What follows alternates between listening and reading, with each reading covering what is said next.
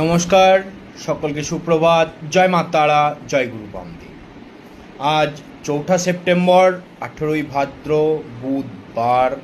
আজকে শুভ রং হলো সবুজ। আজকের টোটকা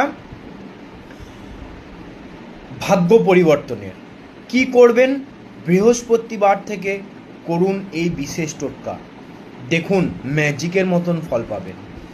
কি করতে হবে? একটি মাটির প্রদীপ নিন।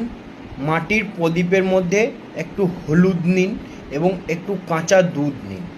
ভালো করে মিশিয়ে নিন মাটির প্রদীপের মধ্যে এবং সেই মিশ্রণটিকে ভগবান বাসুদেবের নাম স্মরণ করে আপনি তিলক পড়ুন।